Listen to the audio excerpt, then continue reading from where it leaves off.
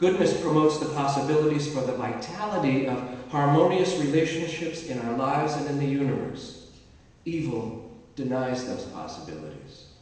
When evil is conducted in the name of goodness, as it most often is, it becomes difficult to discern, and especially, I think, by those who are responsible for perpetrating that evil. Recognizing or attempting to recognize the changing faces of evil needs to become a part of our repertoire in stemming evil and in promoting good. I mentioned a couple of weeks ago about Reverend Phelps and the Westboro Baptist Church as they came to smear their hate on the people over at the JCC Center in West Orange. And I have to imagine that if you asked any of those people if they were doing God's work, they would surely assure you that they were doing God's work. And yet, there they were, with total disregard for the other. A few weeks ago, in the same week that I mentioned that, we sang the hymn, Bring Many Names, a hymn that was written by Brian Wren. It's a kind of a touching, anthropomorphic, humanizing approach to identifying various aspects of the great mystery, a mystery that cannot be identified or even named. The words of the fourth verse of the hymn begin, Old aching God, gray with endless care, calmly piercing evil's new disguises. Quite easier sung than done, I think. I'm pretty sure that I have mentioned once or twice, and maybe some of you remember, that I took a bicycle ride across the country not so very long ago. And one of the experiences I had, one of the experiences I had along the way provides what I think might be a good look at evil in operation, evil in action. I have to confess that it is all too often easier to find evil in the behavior of others than it is to find in our own behavior. And I want you to know I am confessing that I'm aware that I fail to rise above the shortcoming, that particular shortcoming in the following narrative, but I share it nonetheless. And within the spectrum of evil, from grand evil to petite evil, this is definitely on the wee, small side of the scale. But even though it's not a big deal, it has, I think, all the makings, it has all the dynamics of a big deal. So, my traveling companions and I were riding our bicycles through the Rocky Mountains in northern New Mexico, not far from Taos, New Mexico. We were all fairly spread out along the highway according to our biking abilities, and of course that meant that I was way in the back of the pack as we climbed towards the top of Bobcat Pass, which rises to nearly 10,000 feet. It was a challenging climb, to say the least, and for me, it was incredibly brutal. There were countless switchbacks with very steep rises between each of them. And not only were the incredible panoramas that were a constant view for us, not only were those breathtaking, but so was the lack of oxygen in the thin air of that altitude breathtaking.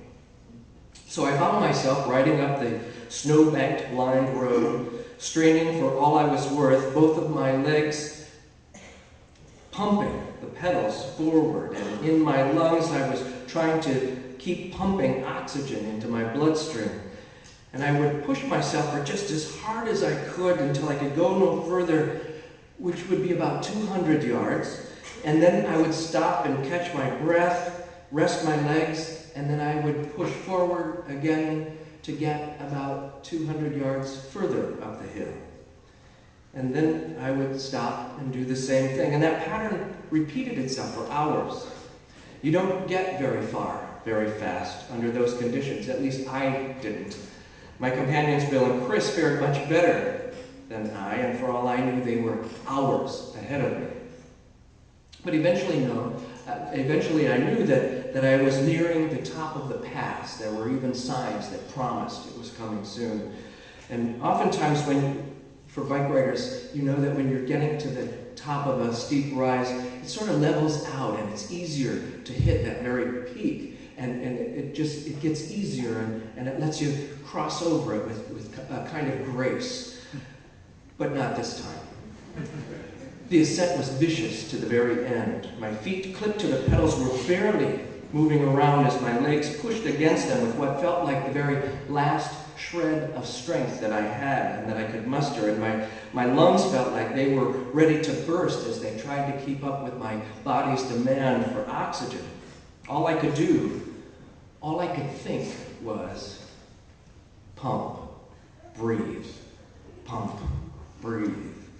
And as I drew within a couple of feet of the summit, I saw a person walking toward me along the side of the road, and I recognized that it was a woman that we had met earlier in the trip, and she was smiling at me as our paths got closer together, and as best I could, I attempted to smile back at her, and all the while I was thinking, pump, breathe, pump, breathe. And then I watched in horror as she brought her hands out from behind her back, and she grinned this big grin as she pelted me with 2 ice balls that she had dug out of those snowbanks. One hit me right in the face and the other plopped right into the chest. And I was in total disbelief. I was sore afraid that I was just going to fall over. My feet were clipped into those pedals. I was barely moving. I was scared to death. And all I could say to her was, "Don't do that. Don't do that to me." Now, I know in the scheme of things, this is not a big deal. But I was really horrified.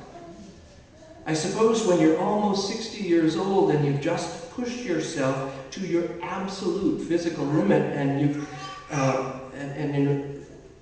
you're not in the same frame of mind that you might be in, say, in other less threatening situations. And so things take on meanings and significance in different ways.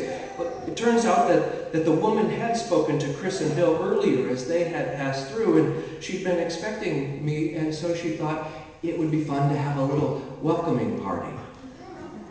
What she had failed to take into consideration, though, was me. She was up for a party, and she didn't notice that I was barely up at all. I said this wasn't a big deal, and it wasn't. But this is how I think evil often works. People act in their own self-interest, and they fail to consider the consequences of those actions and their interests as they impact others. Today in our remembrances, we commemorated Transgender Awareness Week. 115 people have been brutally murdered in the past year because others could not put aside fears of their own sexuality. And so they struck out to remove the threat rather than to expand their understanding of what it means to be human. This kind of evil is a big deal.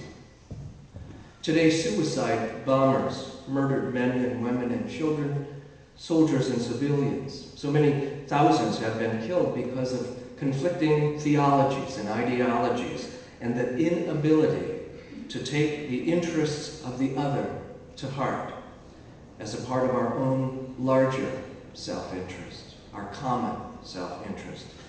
This kind of evil is a big deal. Today, women and children across our country, even in our town, and I dare say even here in our congregation, women and children are reeling from the effects of domestic violence that they suffered maybe even as recently as last night.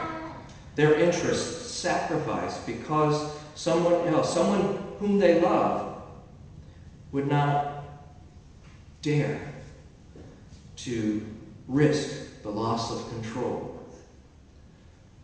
This kind of evil is a very big deal. Today, children in Newark and in cities across our country woke up hungry and cold and afraid because our economy requires a willing workforce and is unwilling to share the riches gleaned from the suffering of an uneducated, untrained population that keeps labor costs lower. And this kind of evil is a very big deal.